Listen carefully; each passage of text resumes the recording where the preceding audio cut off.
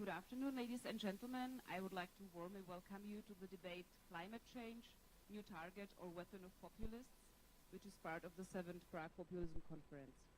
Before we start, please note that we will have a mixed language panel, Czech and English. And so if you don't speak Czech, please grab a headset, which you will find at the back of the room.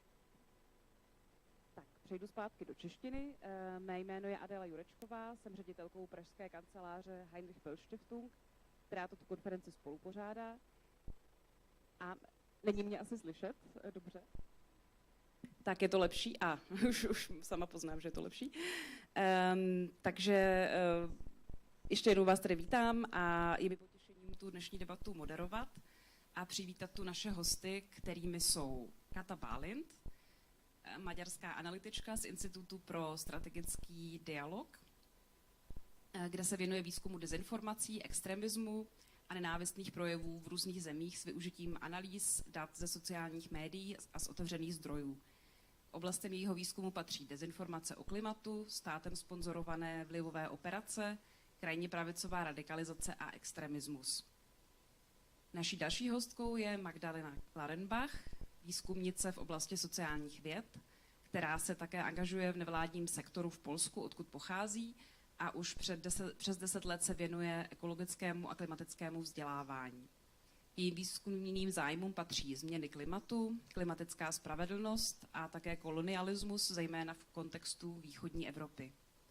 Je zakladatelkou a členkou správní rady ekologické nevládní organizace Open Planet Foundation.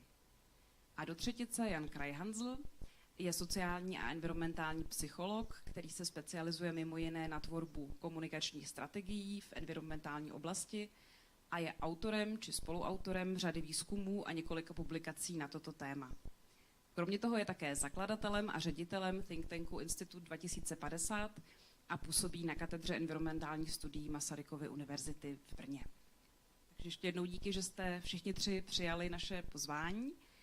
A poté, co v velmi zajímavých panelech, které jsme si poslechli dnes dopoledne i odpoledne, měli někteří z vás, kteří už tu byli, příležitost sledovat debaty, které se mimo jiné věnovaly konceptům, teoretickým přístupům k populismu, tak bychom teď chtěli zaměřit naší pozornost na jeho reálné projevy a dopady v rámci debaty o klimatické změně tady v našem regionu střední Evropy, konkrétně v Maďarsku, Polsku a České republice. Budeme se bavit o tom, jak klimatický populismus ovlivňuje veřejnou debatu, mediální diskurs a politiku vlád, ale i jaké rozdíly a společné rysy nese v jednotlivých zemích a jak můžeme vlastně na jeho negativní projevy reagovat. Zájem o situaci v Maďarsku se ze strany evropských sousedů většinou soustředí na témata, jako je podrývání právního státu a svobody médií.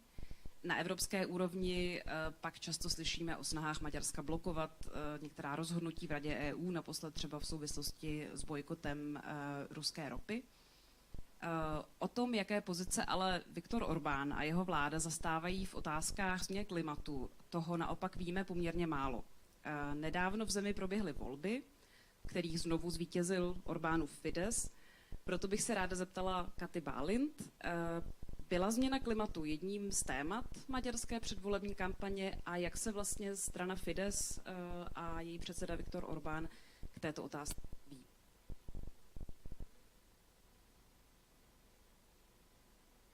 Thank you so much. Thank you, Adela, and thank you for the invitation.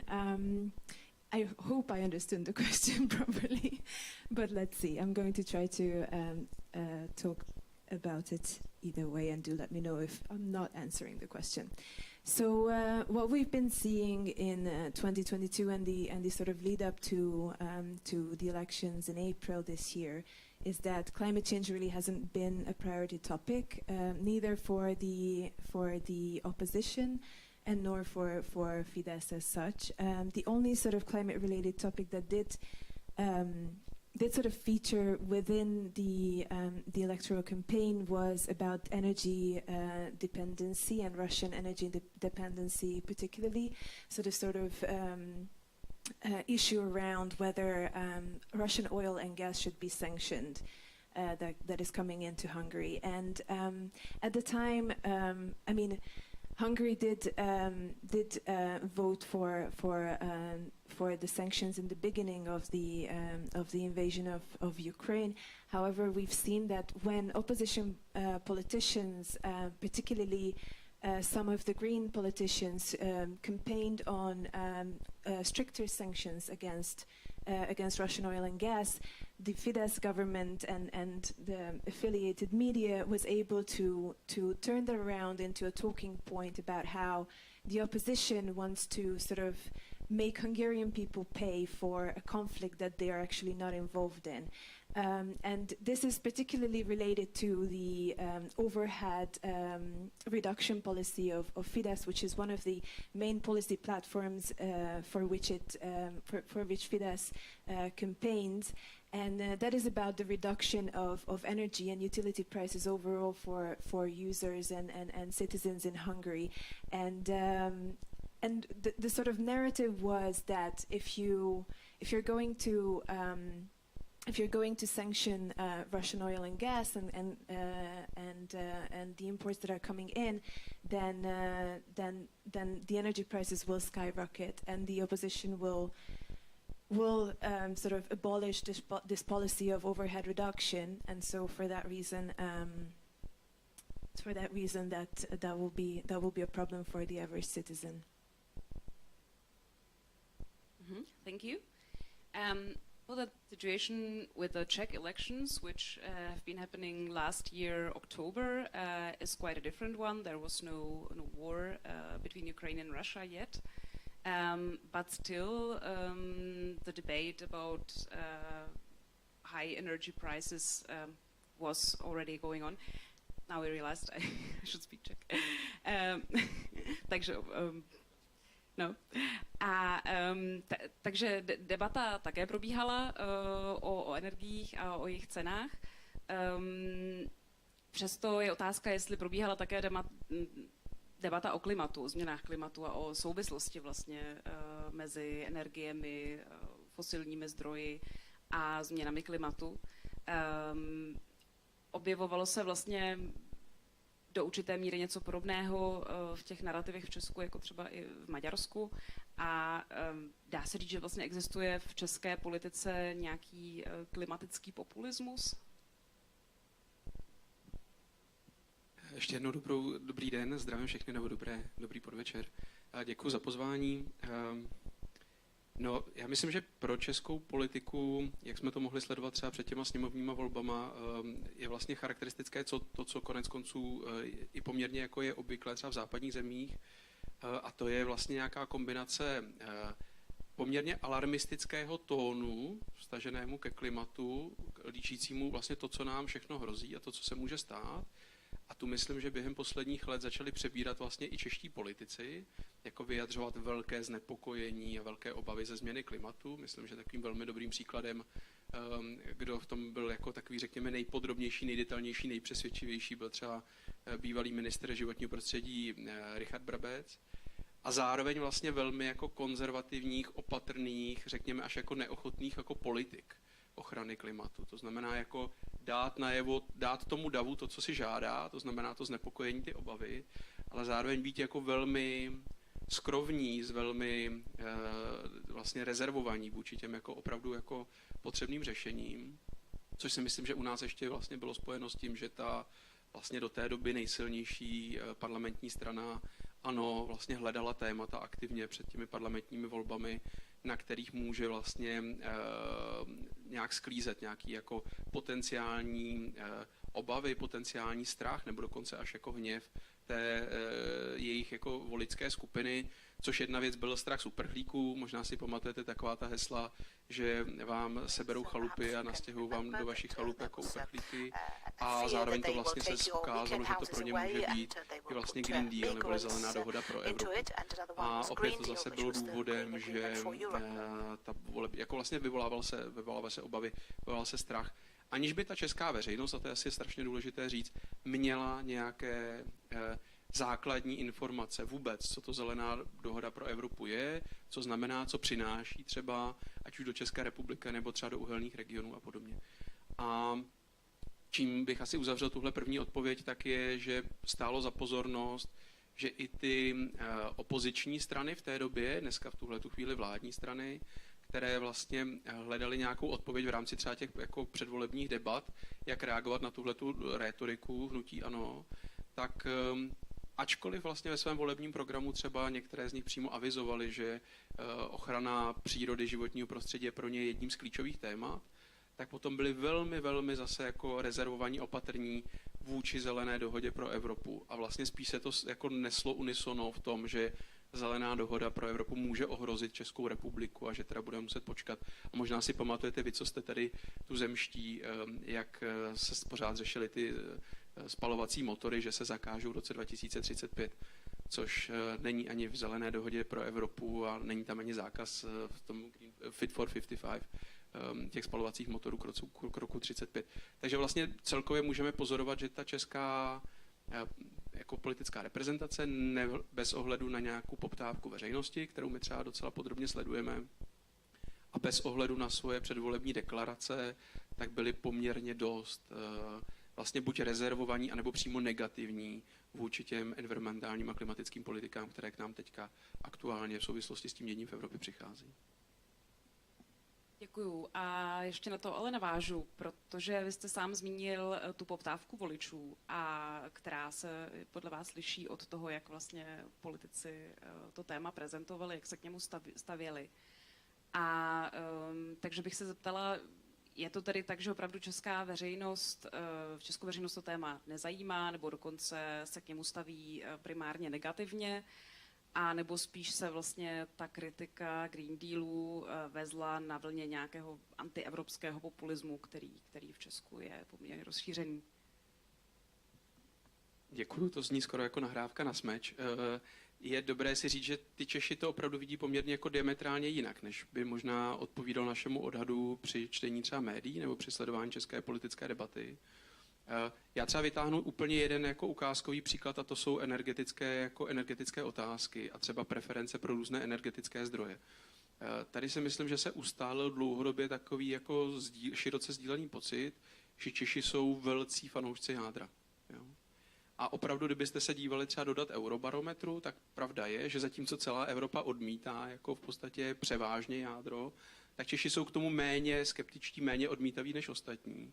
Ale když se podíváte na opravdu nominální čísla, která tam vidíte, tak uvidíte, že ta česká veřejnost se spíše štípe, dělí na těch otázkách jakoby jádra.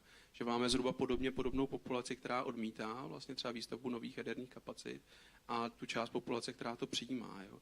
Pokud dostanou třeba otázku jako nucenou volbu, jestli by řešili aktuální energetické problémy spíše jádrem nebo spíše obnovitelnými zdroji, tak ti lidé už se přiklánějí mírně k těm obnovitelným zdrojům. A pokud se ptáme přímo na jak by podporovali třeba větší nějakou podporu jako třeba i dotační a podobně u obnovitelných zdrojů, další výstavbu jako těch zdrojů obnovitelných po republice, tak vlastně tam se dostáváme někam k 75%. Prakticky u všech typů těch obnovitelných zdrojů, ať už se to jedná o solární, vodní nebo větrné jako zdroje. Jo? A podobně jako úplně stručně jenom doplním, že podobně to i v těch klimatických otázek. My máme asi 70% lidí, kteří si myslí, že za prvé česká vláda je těmi věcmi znepokojena méně než čeští občané, těmi klimatickými tématy. Máme asi 70% lidí, všechny ty výsledky jsou zjišťované nezávisle na sebe a vycházejí skoro stejně, že Česká republika by měla snižovat svoje emise bez ohledu na to, jestli snižují emise ostatní země, jo? Což zase málo kdo jako čeká a tuší. A stejně tak česká veřejnost je přesvědčena, že by třeba vláda, firmy, ministerstvo životního prostředí, a opět je tam něco kolem 70%, že by měly dělat více v těch klimatických otázkách. Jo. My jsme vydali k tomu podrobný průzkum v loňském roce České klima 2021, které je volně dostupné na internetu, a tam máte i asi 3stránkový přehled nejrůznějších politických opatření, která jsou často diskutována v České republice, a uvidíte, že až na úplné výjimky, které vlastně jsou nějak třeba socioekonomicky ohrožující, tak ta česká veřejnost podporuje prakticky všechny ty politiky většinově. Jo, některé až jako překvapivé politiky, například přestat sledovat třeba růst HDP tom HDP, ale začít sledovat místo toho třeba kvalitu života nebo nějaké podobné věci, které bychom čekali spíš u nějakých, jako řekněme, zelenějších, radikálně zelenějších jako organizací. Díky za odpověď.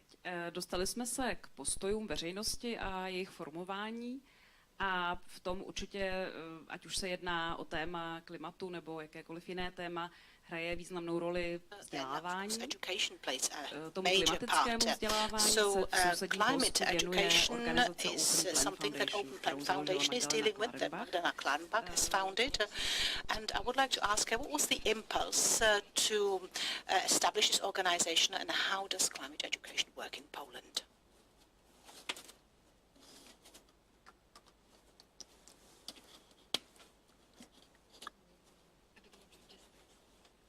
Pardon, řeším tady trošku logistiku. Dobrý podvečer. Děkuji za pozvání na dnešní akci.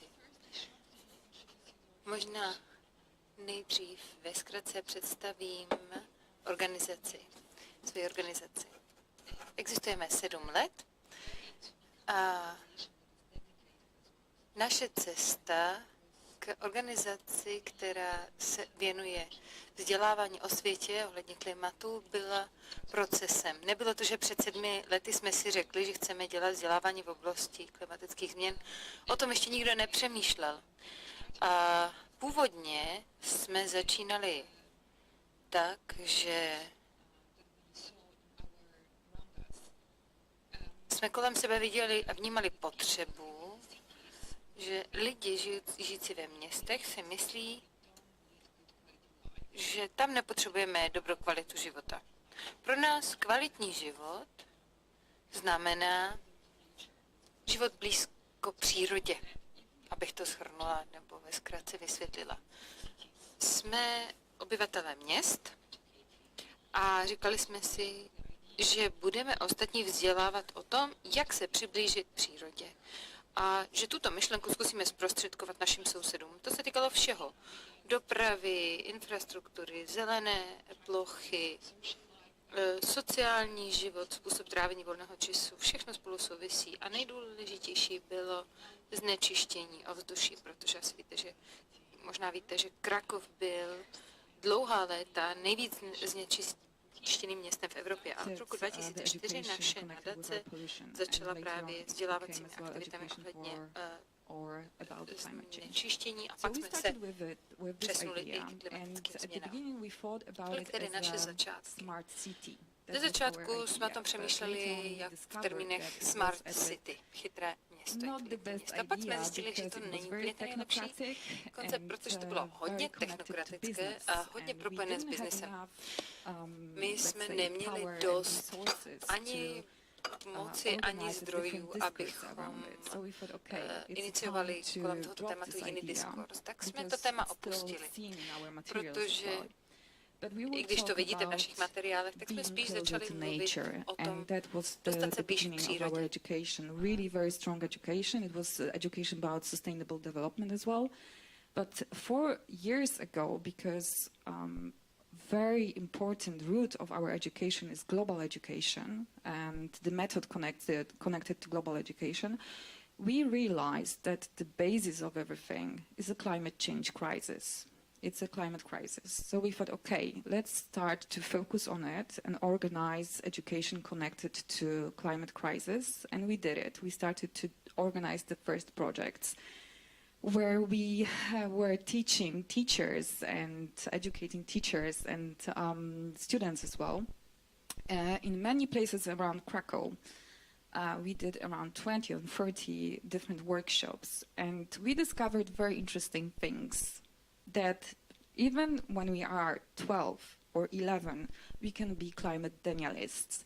And today I've heard that we don't have to worry. There was one of the speeches, one person said that we don't have to worry about this kind of denialism.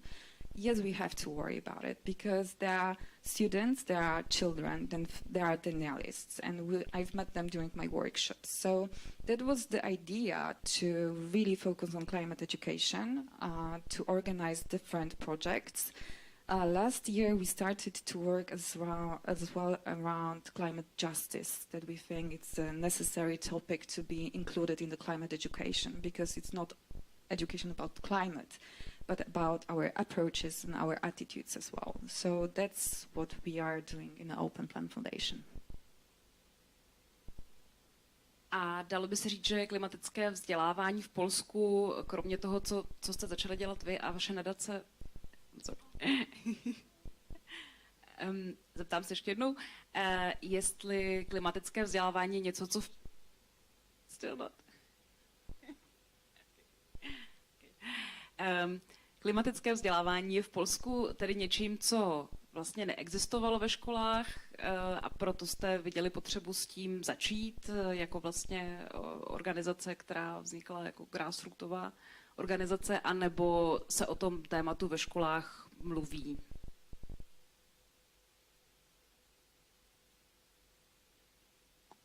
Okay, so officially, climate education does not exist in Poland. It should be exist in 2023 year, because Polish Ministry of Education declared to the youth strike in Poland that in 2013 it will be in Polish curriculum. So I am waiting with my deep breath for that, because I think the time is really so short. But around 2 years ago, the debate started, and the very strong actions towards the climate education to be a part of the curriculum. So the effect of it and the declaration of the ministry is something amazing, I must say, if we concern that as a declaration of Polish government. So, but the question is, what kind of education it will be, what will be the standard, and what will be the quality of this education. But yes, I can see it as something that is an initiative of the NGOs and the youth movement, climate youth movement in Poland. But it's not like this education before. It was just something different, because the climate issues were connected to issues that were educated within the global education or global citizenship education. So I can't say it wasn't in the Polish schools, because it was supported by the Ministry of Foreign Affairs, and there was a lot of different projects for NGO that were implementing this type of education. So it was there, but it was not climate education itself. So right now what we see is that this year we have climate education foreseen to be in Poland in the next year. Tak držím palce, ať se to podaří. A posunu se znovu k tématu populismu. Vrátila bych se do Maďarska s otázkou směřovanou na Katu Bálint. Vzhledem k tomu, co jste popsala na začátku, tak by mě zajímalo, jestli byste označila tedy vládu Viktora Orbána jako klimatické populisty. A hlavně bych se zeptala, protože jste na to dělala i výzkum, jaké populistické narrativy a nástroje vlastně využívá dlouhodobě ve své komunikaci o tématu klimatické změny.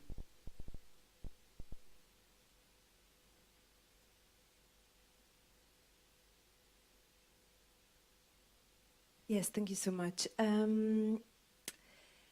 So I would start out with the fact that what I've learned from today's conversations is that no one really knows, or everyone has a different idea about what populism actually is.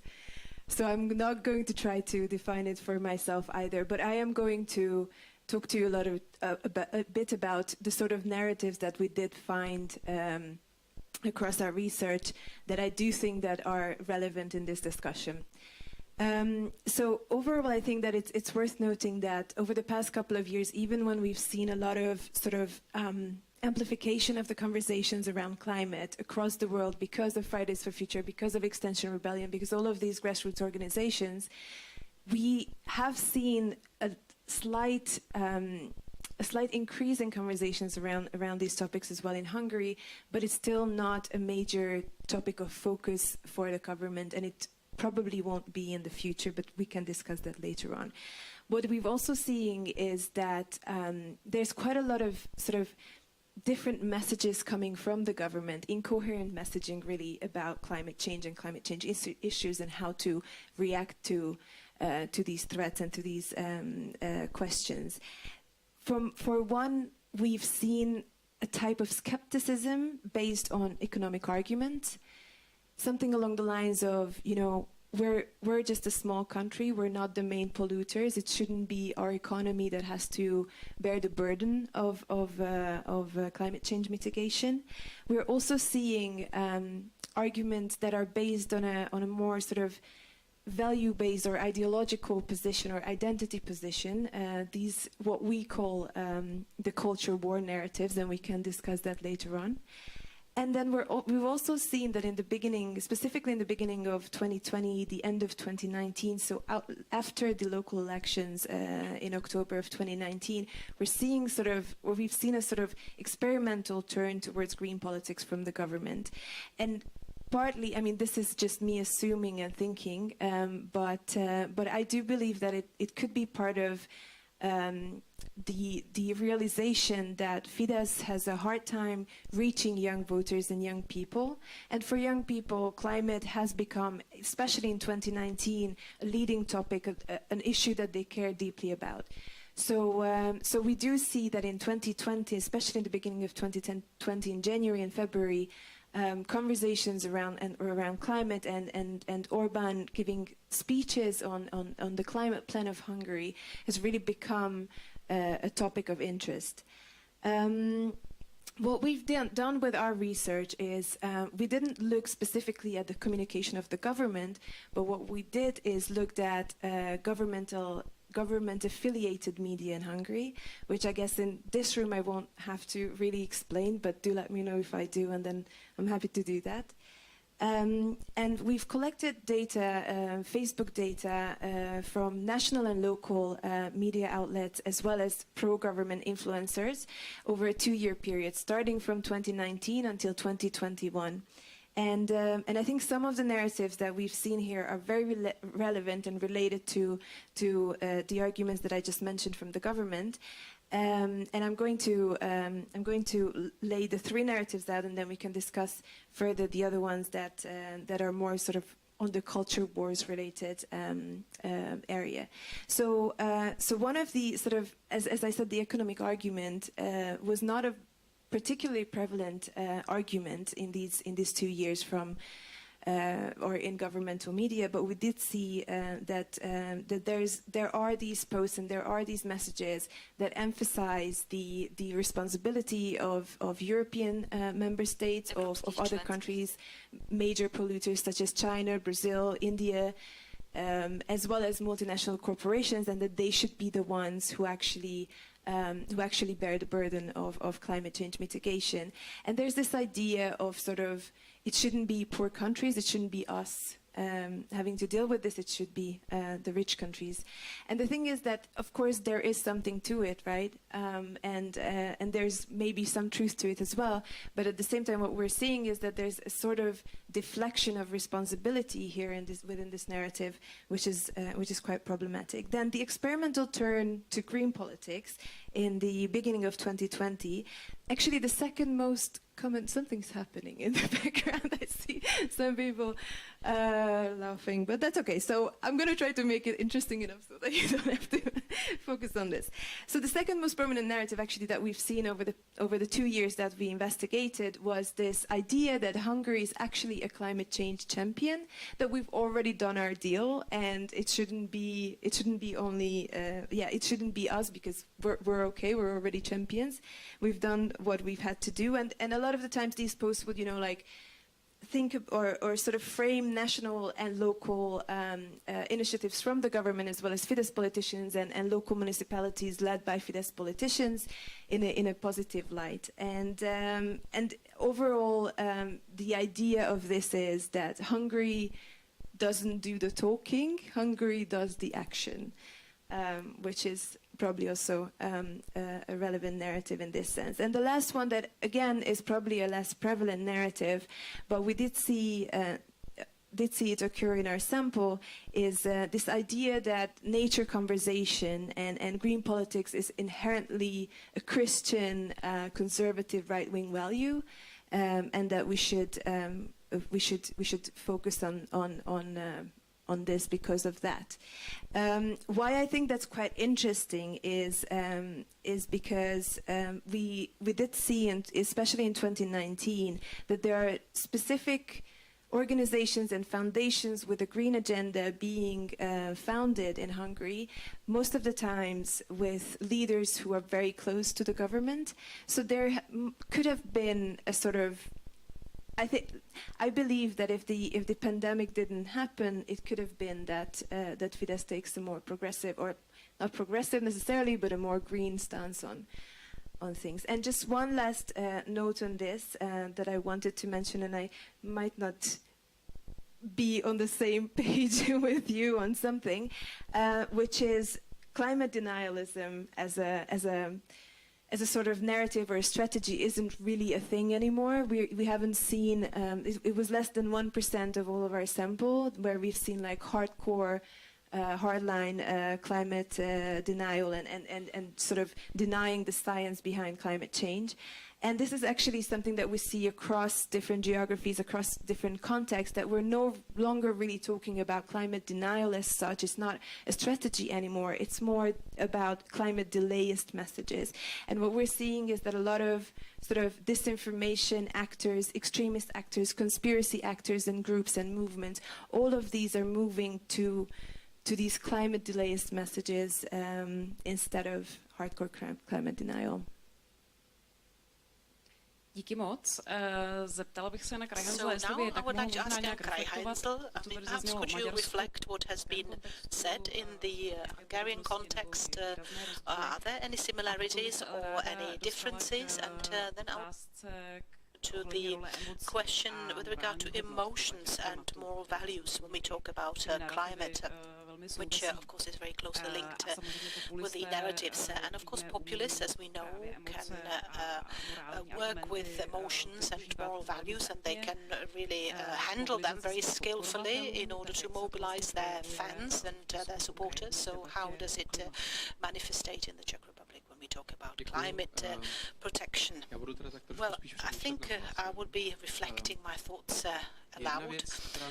So one thing that has really struck me was a great degree of Czech Republic and Hungary, great deal of similarity, even though we are quite similar. We are a fossil economy with quite a strong economy, even though we have the narrative here that we are a small country and we can't do anything on our own, and that the Czech emissions are fairly negligible. And I think in the Czech Republic it has a very much a bit of a sour note to it. I mean, hopefully we have conveyed the message, because we are in a situation when the Czech Republic in per capita is the third largest producer of greenhouse gases, and worldwide is in the third, amongst the third highest polluters. I mean, we have Qatar and Saudi Arabia ahead of us, and Great Britain, India, China, Germany, when we see per capita, they are behind us. India, for example, fivefold or fourfold. So we are not really as small as we think, and even when we have some calculations, what were the historic emissions of individual countries? I mean, of course, we don't have exact data there, but according to the estimates, the Czech Republic would be in top 5 in the world per capita, because Czech Republic is historically seeing one of the most industrial countries in the world with the longest industrial tradition. So the cumulated emissions that we have emitted into the atmosphere and that are now causing this. Takže to je jenom vlastně, že tohle byl i, že vlastně, když se podíváme na tu argumentaci populistů, tak já třeba vím z toho, že děláme výzkumy na Slovensku a teďka jsem to slyšel v Maďarsku, tak vlastně to jsou menší země, které třeba nemají tak silnou jako tu uhlíkovou stopu, ale vlastně tohle se hraje tahle karta i u nás, která vlastně, kde ještě menší in this country as well, where there is a less. Ale je dobré jako vědět, a to třeba jsem zmiňoval ten výsledek v našich datech, že Češi na to příliš neslyší. že byť je tady ta snaha ze strany populistů, tak vlastně, jak jsem říkal, 70% české veřejnosti vám řekne, že máme snižovat své emise bez ohledu na emise regardless of the emissions that are produced by other countries, which I think is quite an encouraging result. And when we go over to these cultural wars that we have heard of as well, when I look at the dynamics of this debate, in order to have some cultural war, we have to have two sides to it. I mean, it's not caused by one party on its own or one side on its own. And it's not just the story about the populists, but I mean, I think it's a story about us as well in the area of climate change movement or environmentalist movement. For example, in focus groups, we can see when we ask the people what comes to their mind when I say climate change, and one of the most frequent associations is climate change means drowning ice bears or polar bears. So, of course, now we have gathered here as people, I mean, who have university education, universalists, people who do care about certain species all around the world. So, of course, it is grabbing us by heart. But just imagine somebody from the steelworks coming home from their afternoon shift, I mean, absolutely shattered from their work in the steelworks. I mean, what does a polar bear mean to him? I mean, is it an interesting topic or valuable topic for this kind of person? And I'll skip the absurdities as well. The global change, climate change and global warming has a symbol, polar bear. So if you think about it, it's very similar. What George Marshall said, I mean, if we had with global cooling a symbol of a camel, I mean, just subconsciously it works very strangely into our minds. So we have, in a long-term basis, the Czech environmental climate change movement has talked about the thawing icebergs. But how many icebergs do we have? About rising level of oceans. I mean, how many oceans do we have here? Or, for example, endangered kids from the third world. I mean, these are very important topics. And with all this, I mean, it's absolutely, our heart is bleeding. But how inclusive topics are they for a wider Czech society? So this is the first note. Second note is, let's see how much room in individual messages of the climate and individual sort of climate change movement. They tell about the description of how the planet is warming and how terrible it will be, and how much we talk about the actual solutions, about the energy transformation, what we need to do, what should be the steps. And now I can see the situation is improving. I'm very happy for that, but in a long-term basis, we always talked about the problem, and about the problem yet again. So now when we have these focus groups discussions and we ask the people, we see that the people tell us it's a huge problem, government should do something about it. And when we ask them, but what specifically do you think the government should do in order to achieve carbon neutrality? And of course they think about it, and then they say, well, we should perhaps sort out our recycling, or we should plant more trees. And I mean, this is their way how to achieve carbon neutrality.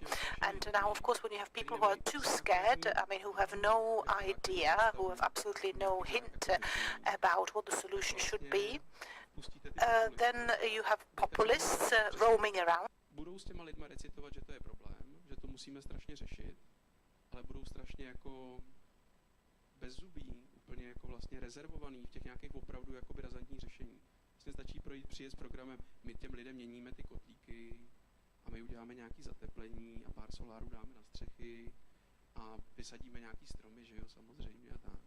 A vlastně jakoby ten český volič jako nemá pocit, že by teda to bylo nějak jako zásadně málo, nedostatečný, protože ta česká debata pořád ještě řeší ty lední medvědy, anebo ty hladiny oceánu, ale vlastně strašně málo se tady vede debata o tom, co je potřeba udělat v energetice, v dopravě, v zemědělství. To prostě tady vlastně z té české debaty zásadně jako vypadá. Basically, to be done in agriculture and everywhere else. I mean, and therefore there is a very much of a breeding ground for cultural war, because the climate activists talk about problems and about challenges, and populists basically whisper to those people, and how about your wallets? And I mean, what do you choose? I mean, if you choose between polar bears and your wallets, what do you choose? And of course, this is what we see.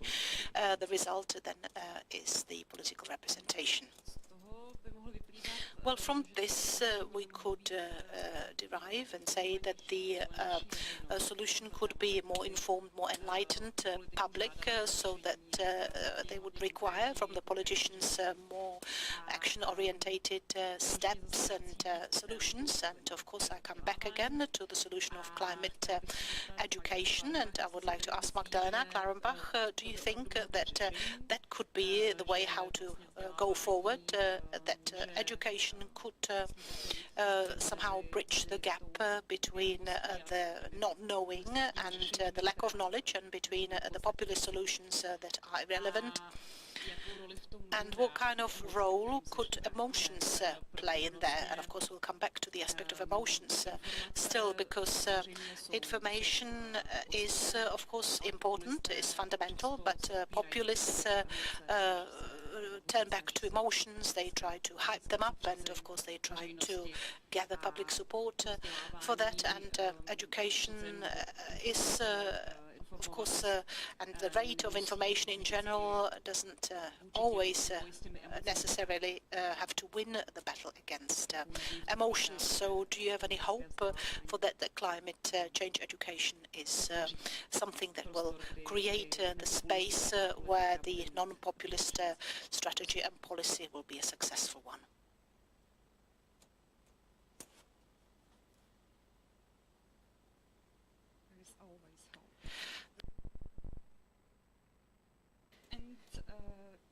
Ano, já si myslím, že vzdělání může být řešením.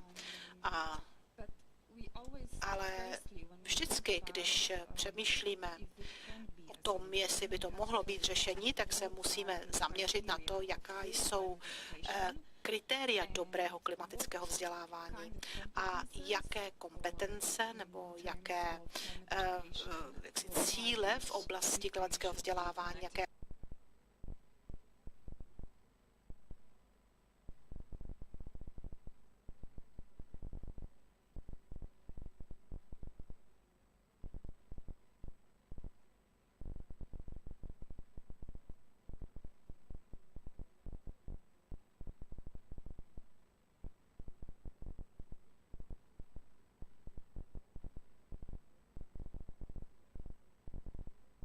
base here on global education again.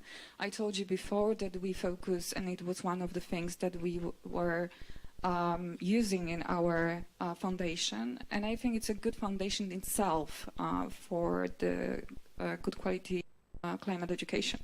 So what I was thinking about when I was preparing myself for it, knowing my experience, or when I was thinking about my experience, I again focused on global education, and I thought that, of course, first the catalysator of the fight toward climate change. That's the easy part. That this kind of education should support the just transition to more sustainable world. And that's very connected to, as well, one of the things that Climate Youth Movement has on their website as well. They want just word, and they emphasize that.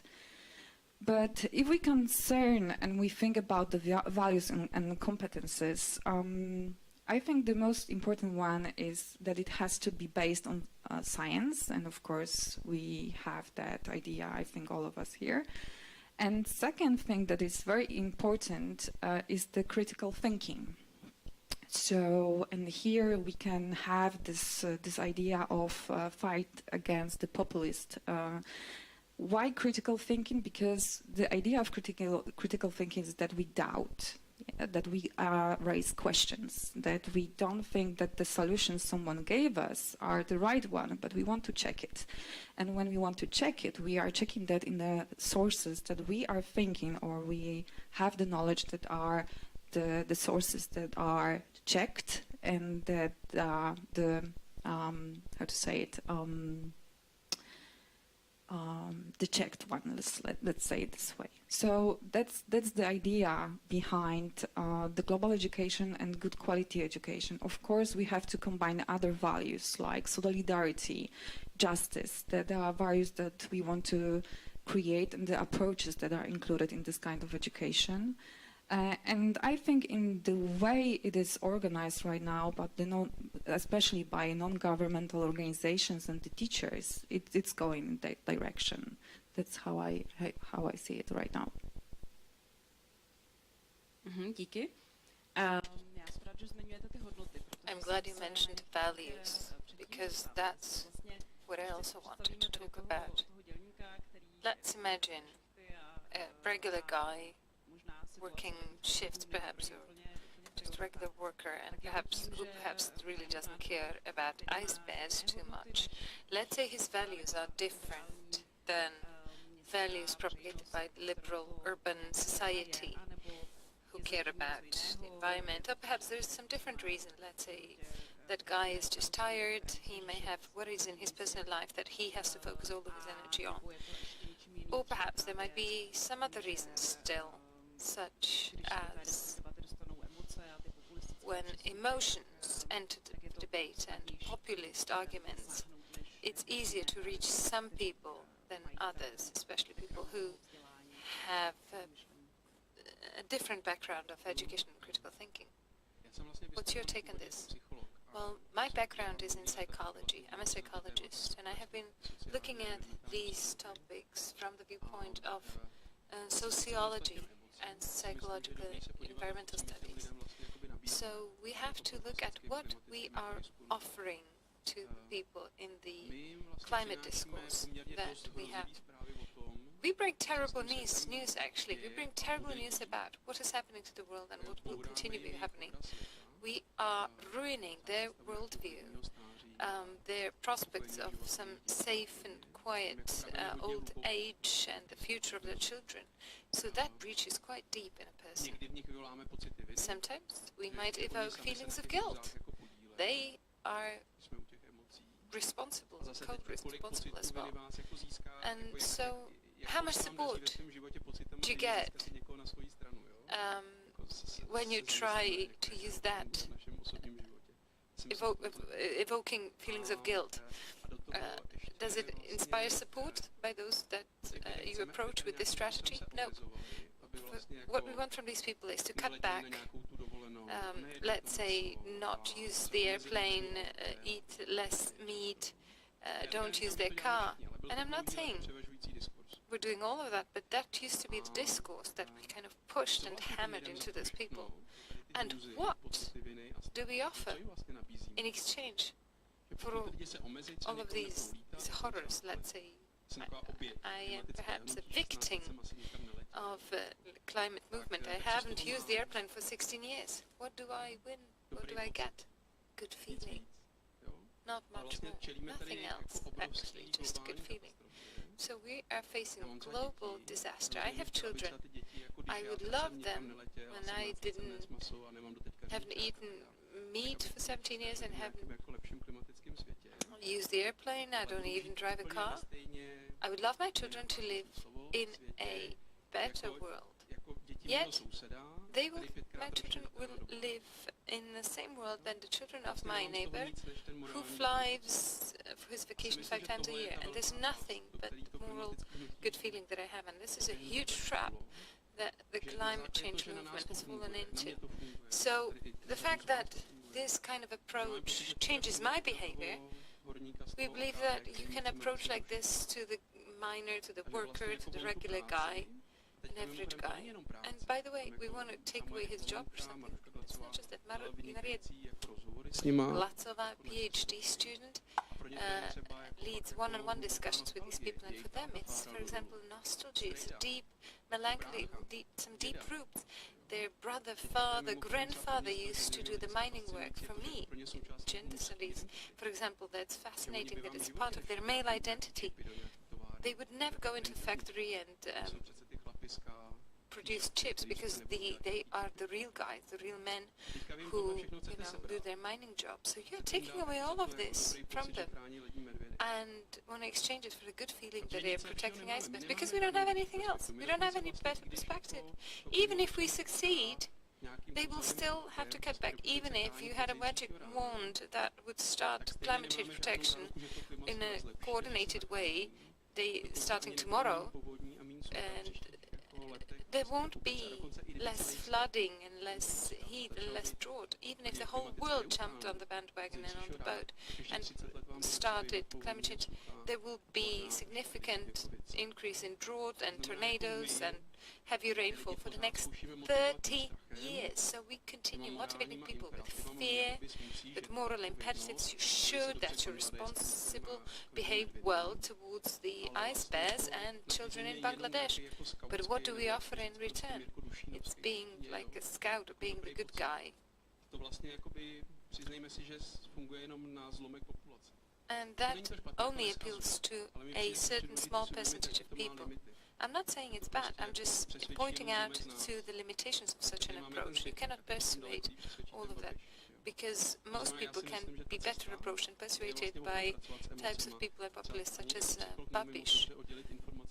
I often, as a psychologist, I often cannot separate information from emotions, and it is very, very important to come into a village, let's say in Moravia, Silesia, and explain them, you're not doing that for global thing and the global greater good. No. How will decarbonization make your life here in the region better, even though China has emissions threefold of the Czech Republic, even if Russia and Putin don't give a damn about it? In what ways will decarbonization improve life in the Moravian and Silesian region? And that's key. That's how you need to communicate, because if we cannot communicate like this, then a right-wing populist will always be miles ahead of us. Because for them, environmental protection, that's something that's good to do, that's a moral thing. We are kind of protecting traditional way of life, landscapes, some deep forests and our national mountains. That's a great way to marry that with nationalism. But how about protecting the general climate or world climate?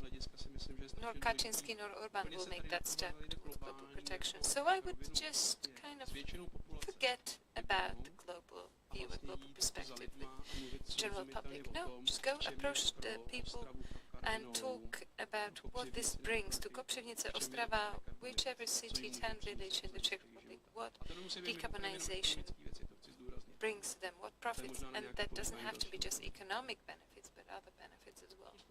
We might talk about that later. Thank you, Mr. Krajhansel. That was interesting, because I wanted to play the devil's advocate for a moment, and you kind of inspired me to do that.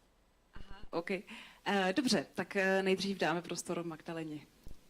I would like to respond. There you go. Pardon, já bych chtěla něco... Part of my question and I forgot to answer it, so I apologize. And so two things about the emotions, students and climate change. In 2019 and 2020, in 14 countries and 19 cities, during the protests, there was organized a survey and by different universities. Of course, I will send the link to the reports. And the question about emotions was one of the questions that was asked to the participate of the climate youth protests in those different cities. And I know it will not be a surprise, but the negative emotions connected to climate crisis were the most important one, the relevant ones. But what is very interesting, if it comes to education, I think the climate change topic is the first one in which emotions are that significant. It was not really in the education, especially in NGO. It was not really involved in the practice before. We were mostly in the role of educators, so people who are coming, giving the information, and of course in some way we are trying to work on the attitudes for example, by positive information. And that's always, of course, the problem with the climate topic, if we should do the positive or the negative information, and like what kind of information will be the most, or the approaches are the most important ones. But recently, what we started to do is that we saw that the role of emotion in the education processes are very important, not only for the young people, but for the adults as well. And last time when we were doing a seminar for people where the topics were connected, for example, with the crisis on the Polish and Belarusian border, as probably you know what was going on there, the emotions were very high, very difficult for the participants. And we were really organizing the time for them to talk about the emotions. So we started to change our approaches as well and involve the time for emotions, to talk about the emotions and filter the emotion for the participants. And as well, we are including that into our practice in the future trainings and workshops, because we can't leave that. We can't skip that part. It's very essential, very important. But the question is, again, about the ethics, about how to organize that and how to prepare ourselves for different attitudes that are coming with the topic, because it's very difficult. I had a situation in which a 13-year-old girl came to me during my workshop and she asked, are we gonna die? And I was stunned. I didn't know what to do. And of course, my reply to her was, no, it's not that bad. Yes, because I didn't really know what to do. Yes, but she was very young, very smart. And she was the only person that among all the class came to me and asked the questions. And I was just, I was not prepared for that. So we have to, as well as the educators, prepare ourselves for this kind of situations and how to deal with it, to be honest and like to say yes because our governments are not doing the proper job, or to say no. Like there's so many different questions and very important questions. And as well, do I have to take her hope from her? And you know, if my attitude toward climate change should be brought to those children. So I think ethics here is very, very important questions. And I came with that question to teachers. I had a focus group with the teachers after that workshop, and I asked them that question. What should I have done in that situation? Those people told me I should be honest. That honesty is very important. And I think that the answer as well is in what Friday for Future have on the website, what kind of message are creating. For me, it's like the idea that, okay, if Friday for Future is like organizing, preparing this kind of messages, if the discourse that they are organizing is this one, I can do that. But still, deep inside me, I have doubts. Should I be the person who is saying, yeah, we have a big problem because in 10 years we will have a huge crisis. Yes, so that's about emotions.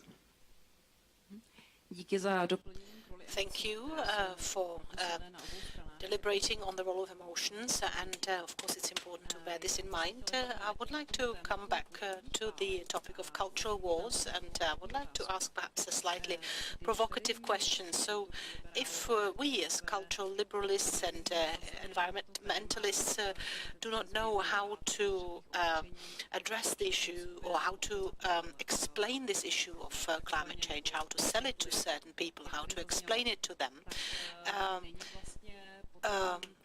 isn't it good then if, for example, the right-wing populists or nationalists, such as Viktor Orbán in Hungary, then take the topic as their own and start to communicate with it, with their voters, and the solutions are not as we would imagine, but just the fact that they basically take the topic on board and start to talk about the topic. I mean, isn't it good enough? I mean, isn't it for the good of the matter anyway? Or is it quite the contrary, that we should fear that they would be waging the cultural wars rather than doing good to the actual problem itself?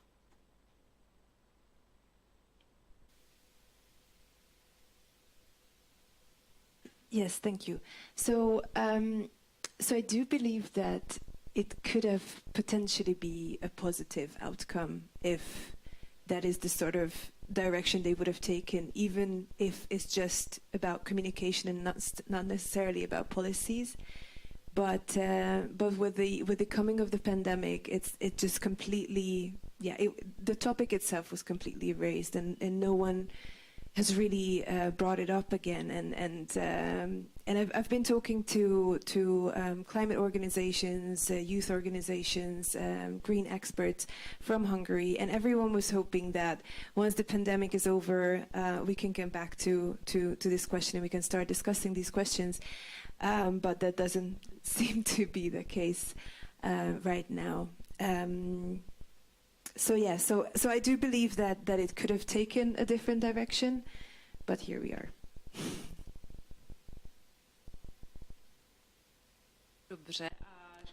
And perhaps to the culture wars, to what extent do you think that the topic of climate change is subject to culture wars in Hungary, where on one hand you have the government, or perhaps you have the government somewhere in the middle? Can we perhaps perceive it in such a way, or does your data support it, your research, that this is a topic that has become a topic of cultural war? Yeah, so what we've seen, as I said, there's been like different types of messaging around climate change overall from the government, and there were certain politicians that were particularly sort of pushing very detrimental messages around the topic. But, you know, like I think in sort of the Hungarian information space, the most malign messages really do not come necessarily from politicians themselves or the government itself, but it is sort of spread through governmental media and specifically pro-government influencers. So if you think of, you know, Hungarian Tucker Carlsons and Ben Shapiro's, if that says anything to you. So our data shows that all the latest messages that I've been talking about, most of the times, or nearly almost all of the time, were sort of connected to controversial issues, controversial actors, controversial individuals or movements, and it's really been some of the I mean, the thing is that I've been through all of these posts manually. I coded them for the narratives, and the sort of things that you see there is absolutely mind-blowing. It's really detrimental, really harmful messages around climate change. And what we've seen is essentially all of the sort of climate-related posts, 37% of them were sort of what could be either classified as sort of culture war narratives or culture war messages, or messages that are attacking, for example, Greta Thunberg, or the climate movement in general. And within the culture war sort of messages, what we've seen is the usual topics that keep coming up, some of which have sort of a history in Hungary, such as, for example, migration or LGBTQ issues and rights, or women's rights, you know, family values. Orban's government has been fairly strong on sort of advertising itself as a family values government. But we also see some like imported narratives. For example, Black Lives Matter came up quite a lot in 2019, especially for a country that doesn't really have anything to do with Black Lives Matter as a movement. Very interesting finding was that the posts that specifically attack climate movements and specifically youth movements like Fridays for Future and Extinction Rebellion, they were less than 5% of our sample of climate-related posts, and yet these were the most shared posts on average. So it does seem to indicate that the sort of narratives, the sort of messages that are antagonistic towards the climate movement as well as Greta Thunberg and also against the EU politicians, EU member states, these all seem to find an audience online. So these do seem to be spread by people specifically on Facebook. And overall, just a sort of general finding is that while we've seen that the sort of messages that raise awareness around climate change, the impacts of climate change, the ones that are reports on, issues, local issues that can be connected to climate change. In terms of volume, they are on the same level as delayist or culture war messages, but the culture war messages or these delayist messages on average were shared 6.5 times more than the ones that are raising awareness about the consequences of climate change. So I think that in and of itself is a very interesting but also very concerning finding. Yeah.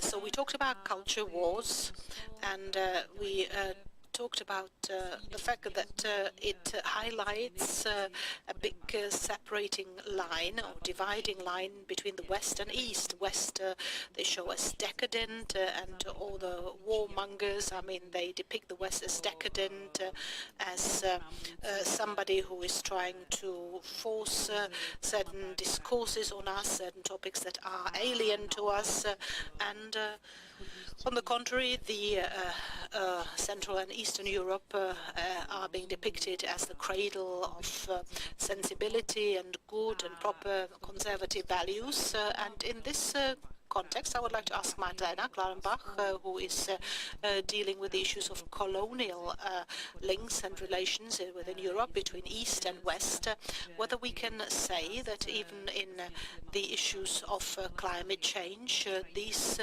links play a certain role and that they somehow form the discussion. Okay, so if we look at the climate change as a legacy of colonialism and the system that we've created right now, colonialism can be used in two ways. Usually in Poland is used as a very good explanation that why we don't want to take an actions against the negative aspect of climate change. That's the easiest way to explain that. It means people mostly are saying we did not contribute to colonialism. Why we have to right now pay more to help the countries that suffered? That's the most common situation in which colonialism was used.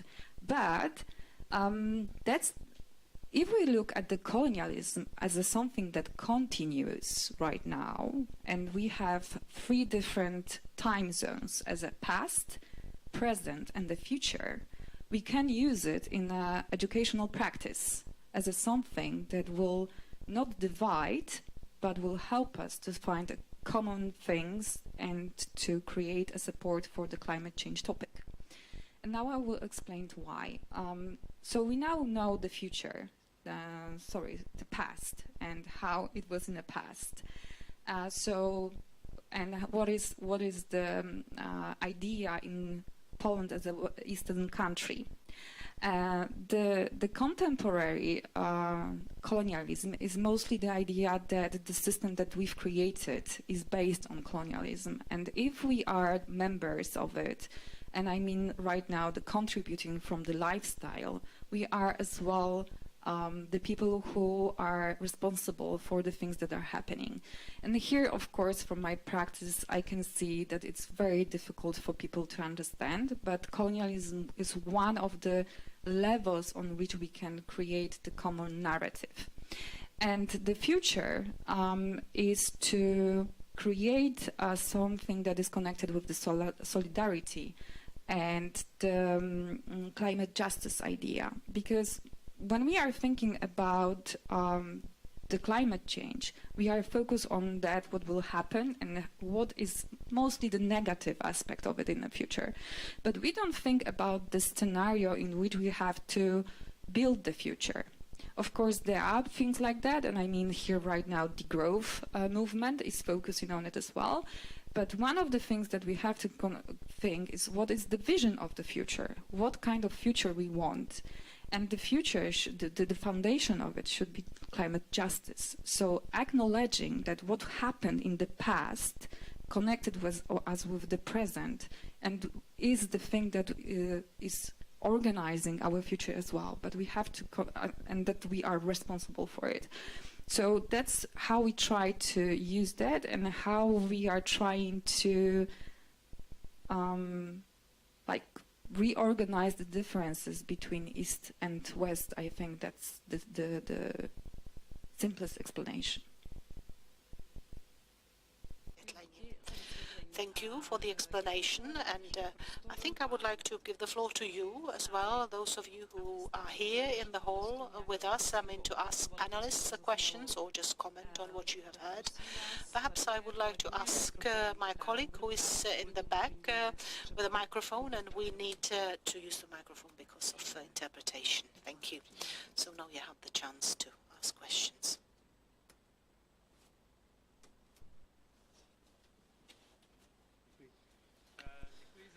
Thank you. Thank you for a very interesting panel. Just one question. I mean, it's a fact-based question. Could you perhaps state your opinion on what is the institutional capacity?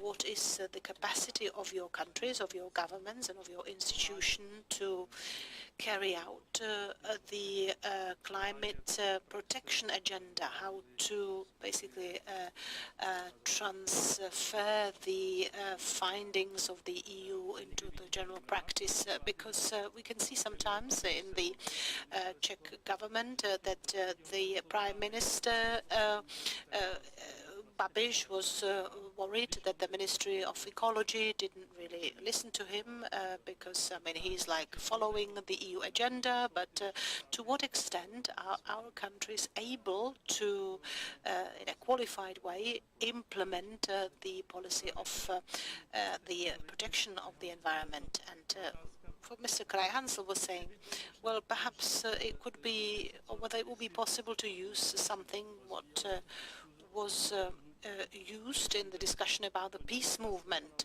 which of course became a little bit profane, but I mean it was here, and it was claimed that you can think globally but act locally, or the other motto was it was about a global village. So again, basically interconnect the local with the global. So could somehow one of these discourses be streamlined in such a way? Because, I mean, these movements were quite important and they caused some changes in the West, but, I mean, of course, there was some kind of experience with this already. So, thank you. So perhaps, well, because there was one question directly to Jan Krajhansel, I would like to give the floor to him, and then, of course, if anybody from the two of you would like to react, of course, you can do as well. In terms of capacity of the Czech government that you asked about, we see in many agendas that it's very low.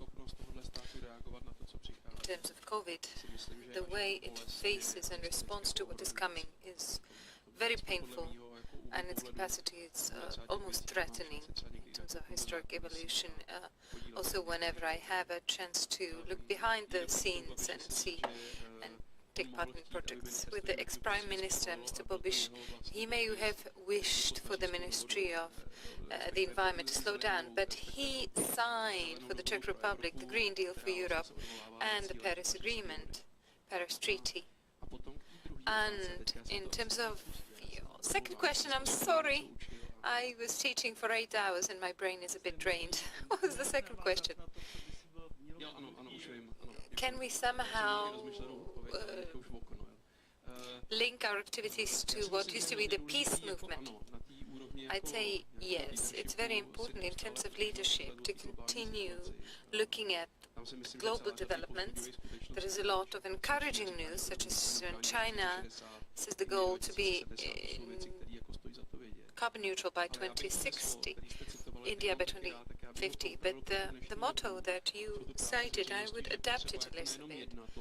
It's not only that we need to act local, but we also need to motivate locally. So think globally and act and motivate globally, locally. You know what I mean. Act and motivate locally. Okay. So, think global and act local. That was the motto that I was referring to, and now Mr. Kreinhansel added motivate locally. Magdalena, would you maybe like to say something about education? Okay, so if it comes to Polish government, I think situation is very similar to Hungary, but we have, of course, Turów case and justice system case. So the money right now that Poland should get from EU are frozen. And even the situation in Ukraine didn't change that situation.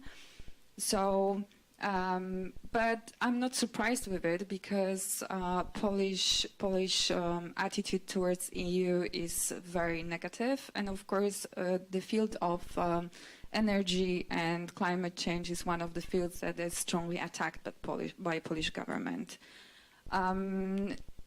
So the campaign against towards EU is very strong, and one of the quite interesting things that happened recently in Poland is a huge campaign, billboard campaign, because a few years ago, before the election, Polish government frozen the prices of energy. So what happened next? We will have huge rises, and the Polish citizens are not prepared on it financially. So what happened in February, Polish government organized campaign in which the top 5 of energy companies, they paid 3 million euro for showing that 60% of the rise is because of the climate policy of EU. Of course, it was not true. WWF, they send that information to the commission that is responsible for this kind of campaigns in Poland. And what they have to do, they have to organize a campaign that will show the proper information, but it was all over the Poland. So if we are asking about the capacity, I would refer to that kind of situation. And of course, every Polish citizen that has a bill in this companies got an email with this kind of information as well. So if I could refer to the local and global idea, it was always one of the things that we were thinking about our educational practice, how to combine those two dimensions. And of course, the simple way is to say that this type of global problems like climate change is the best to be solved and to be acted on a local level. And it very empowers people because mostly people have a problem to do and to deal with such abstract problems like climate change. It's very abstract and difficult for people to understand. So if we empower them and give them the chance to do something around them and give them the ways to do that, it's the most important way, and it really strongly works. And if there was something more, I don't remember. Tak si nepamatuju. Porádku. Yes, I see a raised hands, gentleman in the front row. I am Petrival. Good evening. My question goes to Mr. Kreinhansel. I was surprised by your terrible answer about how to explain the changes that have to do with climate change, that it's not only about the white ice bears. I believe we have examples, not only on the global scale, on what can be done and how we've seen some success and successful cases. Only far from here, 100 kilometers from here, I believe about the the border line between Poland, Germany and, well, Czech Republic today. Hundreds and thousands of square kilometers that have been affected by the small climate change in the form of acid rain. And after 30 years, this is the problem 30 years ago, and now the change is quite visible. Nobody talks about the so-called black triangle. Now they call it the green triangle. So we have successful examples, and we can show them. I was really surprised by a pessimistic view on things, and perhaps if it's such motivational awareness campaign is effective on the local level, maybe we can do it globally. I would like to agree with you, and we can certainly find many successful environmental cases. For example, the ozone layer hole. Yes, but unfortunately, with the climate change, it's a global problem. It's not an issue limited to some geographical small scope. And with the ozone layer, we were able to solve it with well-targeted legislation. But this is all about fossil fuels, and if we want to go through these waters of the climate change, we have a much bigger challenge. It is not only about some legislation measures or some discrete measures on one level. We have to rebuild and restructure many fundamental issues. And for that, we need a consensus. We need an agreement across society, because these things really are scary, much more scary. And very often, as a psychologist, I can tell you, if something is more scary, it's more difficult to solve it if you don't have the good solutions at hand. You may be denying it. There is a checkbook, Don't Even Think About It, by George Marshall, also in Czech translation, published by Brno Publishing House.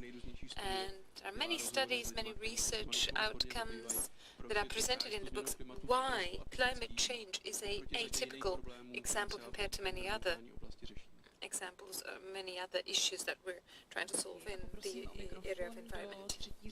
Thank you. And there is a question in the third row from the back. Yeah. Okay.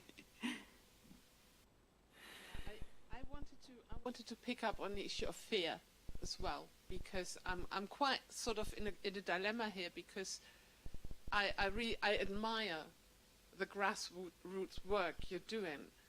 And, you know, every little step is worth something or other. But there's a book which is called Losing Earth, which is already not a good thing, calling it that, but he means it. And when you finished reading it, you kind of understand that 30 years ago, yes, maybe we could have done something in a consensual, you know, step-by-step local grassroots kind of way.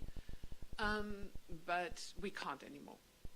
So at the moment, I feel, yeah, it's all fine and well if somebody buys a smaller car, or, you know, we all recycle and all that, but, and we're all aware.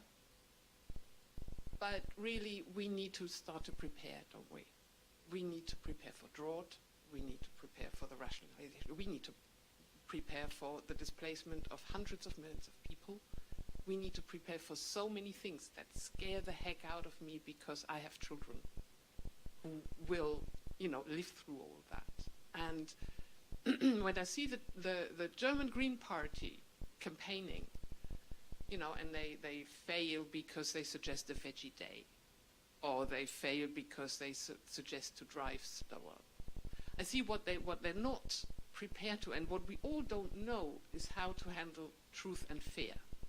You know, what your example, you know, how to share that fear and how to handle it, because what we know is we don't need mitigation, we need adaptation, and we don't need less carbon dioxide. We need to, you know, emissions, we need a negative emission. We need to take about half of what we put in there out, and we don't have the technology ready.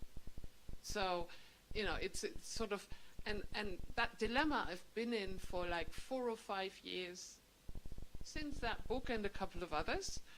And I still can't find a real handle on the fact, because, I mean, the Shell Corporation published a study in 1998, which was called There Is No Alternative.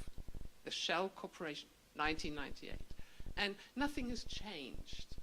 in the overall discourse, you know, except for, yeah, it's somewhat more urgent and we should mitigate somehow. We can't. We have to adapt. And that doesn't seem to reach the debate. You know, it's sort of,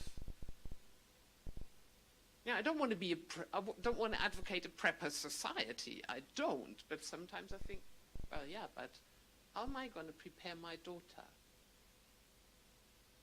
I don't know if that helps, but fear is an issue I don't know how to communicate at the moment, or how to share, or how to turn it into a political tool that works. That's.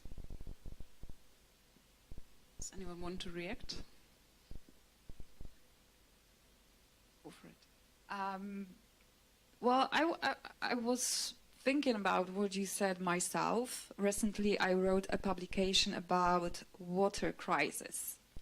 So during my preparation, I wanted to dig a huge hole in my grandfather's house to prepare myself for next coming years, because according to the information that I found, water will be a second blue gold.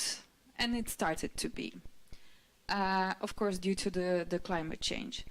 And if it comes to my individual level, I feel exactly like you.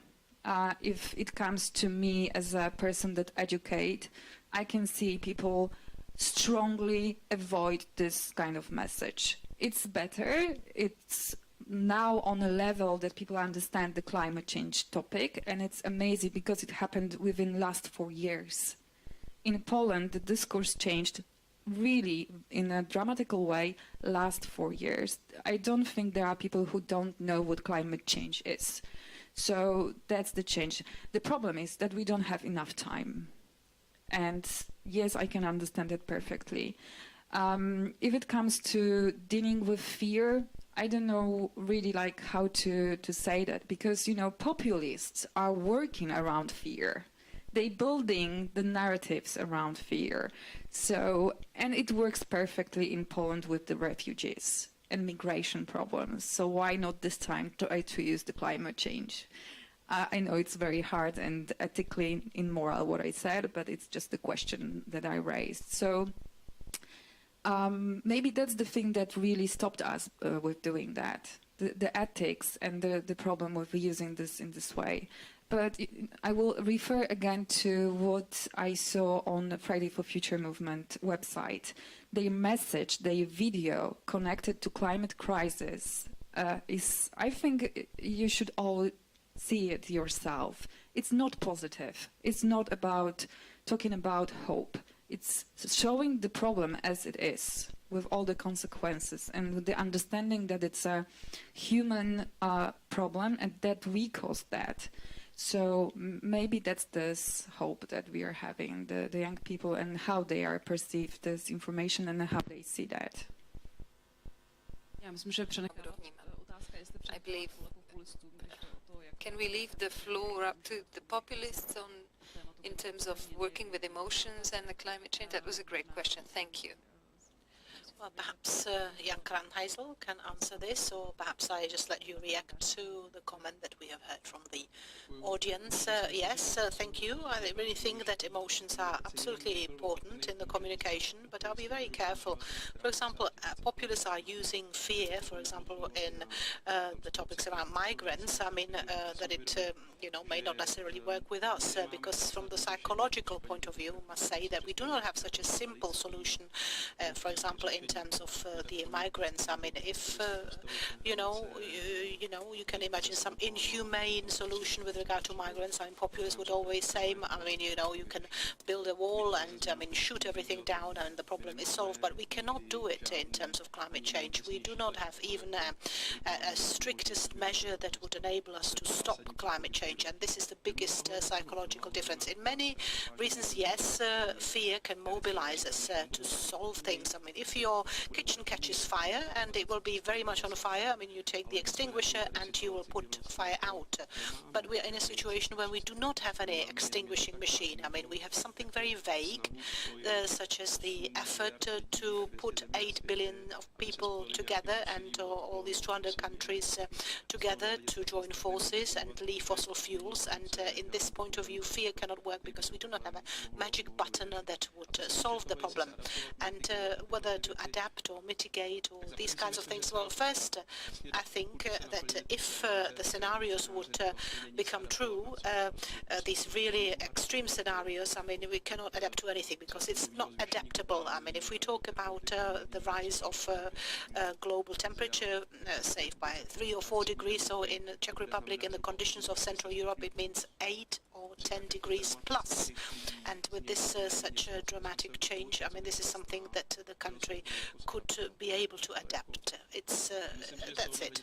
And from this point of view, I mean, mitigation is our biggest hope. I mean, I'm not saying that we have it all in our pockets and that I would see it in the pink glasses, but I mean, of course, we have to do some adaptation measures, but the adaptation measures could help us, for example, until some warming by 2 or 3 degrees, but then after that it's fiction only.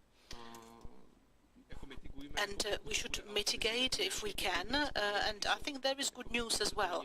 I mean, it's not just a sort of black book, but I mean, let's see the positive news as well, what we have achieved around Green Deal as well, what we have seen around the prepared package Fit for 55. Yes, it's still slow, it's not enough, we need more, but I mean, let's see, for example, those who have been in this 20 years ago, how, just imagine if somebody came with this 20 years ago, how excited we would have been. Yes, things go slowly forward, but there is no other way to go. And I mean, we have to, if this is something that we succeed, I mean, this will be one of the biggest missions of mankind and of humanity, but we have nothing else left to do. And I mean, of course, the more fear we have, the more cultural wars we have, and the more cultural wars, the more polarization, and the more polarization, then there is little willingness to look for agreement and look for some evidence-based critical debate. And I mean, this is exactly what we have seen in the climate-related issues in the US when you ask Democrats. When you ask people who they vote for and they say, are they Democrats or Republicans? And you can quite surely guess how they view climate change because statistically, I mean, this is very strongly correlated. And I think this is the scenario that is very, very risky for Europe, for example, in the next years to come. And I think all efforts should be focused on making sure that sometimes with some sort of one-off attempts we would support fossil lobby, who is really waiting for it, because in cultural wars how it works that American neoconservatism people needed the Taliban needed neoconservatives, and I mean hawks need Palestinian terrorists and Palestinian terrorists need Israeli hawks, and I mean this is again feeding each other and breeding on each other. So fossil lobby really needs hysterical environmentalists, and I mean if they don't have them then they will have to come up with them, but this is really important for them, and we always have to take the wind of their sails. We have to be fact-based, we have to be very well prepared, and of course on contrary to them, I mean they'll just put some sort of vague scenarios as how we will all save it, but I mean we have to put facts-based scenarios on how to transform agriculture, Prague, transport, and I mean there'll be realistic scenarios which are to be calculated, which are doable, which are feasible, and I mean this is the only way how we can somehow move people towards the right solutions, because if you have a scenario on the table, fact-based, I mean you cannot have superficial talk about it. Well, thank you for the very specific proposals, what we can do and how to move forward, and even the fact that things do move forward slowly, but in the right way. And I think this is the nice conclusion of the debate today, and thank you very much for this interesting debate. I really enjoyed it, and I am taking away a lot of new findings and a lot of new questions, and perhaps you have it in the same way, and we can of course again talk about these issues over a glass of wine, which we'd like to invite you to. And we would like to thank our interpreters who have done a great job. And once again, I would like to remind you of the fact that tomorrow at 9:30 we have the last day of our conference ahead of us with the debates of experts about climate change, populism and other topics that are related to populism. And therefore, please do join us in the Goethe Institute again and have a nice evening tonight. Thank you.